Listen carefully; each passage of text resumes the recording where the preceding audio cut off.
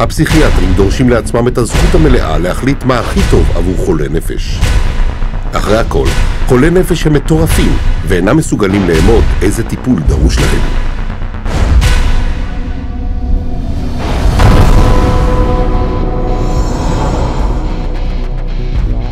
בכדי לאכוף את הסמכות שלהם על אחרים, וכדי לדאוג שהמוסדות שלהם יהיו מלאים ורווחיים, הפסיכיאטרים משתמשים בשיטה המכונה אשפוז בכפייה. When you go to a real doctor, say a family doctor or a cardiologist, a patient always has the right to refuse treatment. So there is no such thing as involuntary treatment when it comes to clinical medicine as practiced by real doctors. Psychiatrists, of course, believe that people can be treated against their will.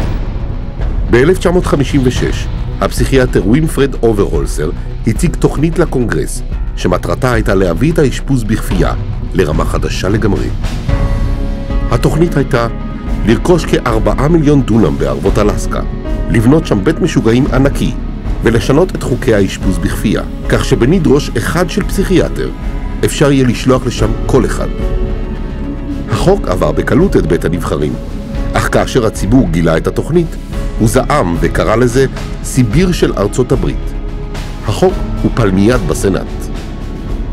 עם נפילתו של החוק הסיבירי נעצרו התוכניות הרחבות שלהם, אך האשפוז בכפייה נשאר השיטה היעילה והרווחית ביותר למלא מוסדות פסיכיאטריים. Again, the person has committed no crime and has no trial and is sent directly to a mental hospital, which is really a prison. How many people go to an insane asylum and say, please lock me up? Doctors don't lock up anybody. Psychiatrists lock you up.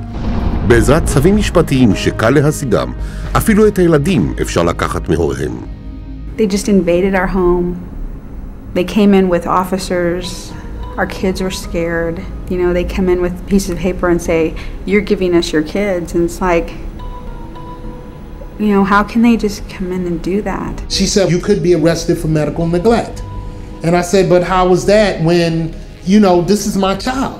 And I see that he doesn't need that much medication. Why would you threaten me with something like that?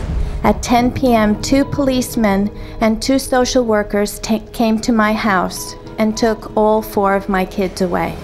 מיד לאחר האשפוז בכפייה, מסממים ומרסנים את המטופלים. The more a person objects, the more this objection is construed as symptom of a mental illness. At which point the person would be locked up in restraints. There would be the ankle, the knee, the waist, the head, the wrist, and the shoulder restraints.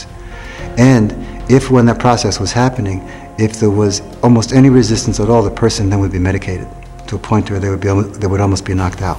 We had one case where they actually took a patient in a seclusion room and beat him up. And then they lied about it to the services that investigated. So it's a pretty wide range of abuse issues that we've encountered. הסגל הפסיכיאטרי מסית את המטופלים לאלימות, כדי שיוכלו לגבות מחברות הביטוח עד $1,600 ליום עבור כל מטופל שיש לרסנו. A patient would resist diagnosis, resist treatment, and also want to leave treatment while they were at the hospital. And invariably, every time, that person's situation would be exacerbated until they were put in constraints and medicated, at which point there would be documented reasons to keep that person in treatment. מי שנושא באופן ישיר בנטל התביעות הללו הוא הציבור, משום שדמי ביטוח הבריאות גדלו באופן משמעותי. עבור הקורבנות שלהם, ההתנסות הייתה טראומטית ואפילו קטלנית. 16-year-old Rochelle Claiborne died in Laurel Ridge's care last August. The state report shows during the restraint, quote, Rochelle stated several times she could not breathe. In almost all respects, the staff behaved appropriately, followed the standards. הפסיכיאטרים ואנשי הסגל שלהם מנצלים את חוקי האשפוז בכפייה המעורפלים והנוחים לפרשנות, ולכן כמעט אי אפשר להעמיד אותם לדין בעוון תקיפה, הכאה ורצח. He begged me to take him home, take him out of there, that they were treating him wrongly, and he didn't want to stay there. And I got a call that there had been an accident, that they held him down until he couldn't breathe anymore.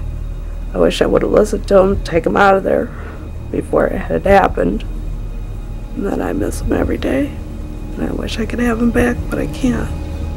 עד היום, אף אחד לא נתבע על רצח הילד הזה. הקשישים מהווים מטרה עיקרית להתעללות פסיכיאטרית. הטיפולים לזקנים השוהים בבתי חולים לחולי נפש עולים לחברות הביטוח הפרטיות והממשלתיות יותר מ-29 מיליארד דולר בשנה. Unwarranted commitment has occurred that wouldn't have occurred if the people hadn't had insurance.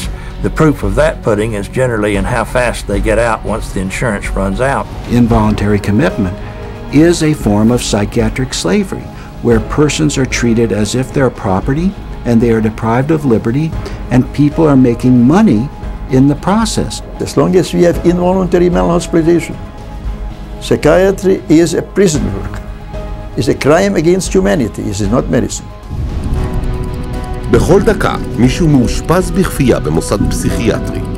ואם אתה חושב שזה לא יכול לקרות לך או למישהו שאתה מכיר, חשוב על זה שוב. בזמן שצפית בסרטון הזה, כל 75 שניות מישהו באמריקה מאושפז בכפייה. בהתחשב בכך שיותר מ$1,000,000 הוקצב לבתי חולים בארצות הברית מאז 1965, הפסיכיאטרים הסדירו לעצמם עסק מסחרי משתלם מאוד, שמסתתר מאחורי פרשנות מפוקפקת של החוק. אך לעתים קרובות הפסיכיאטרים מבצעים פשעים שחומרתם גדולה משניתן יהיה להתעלם ממנה.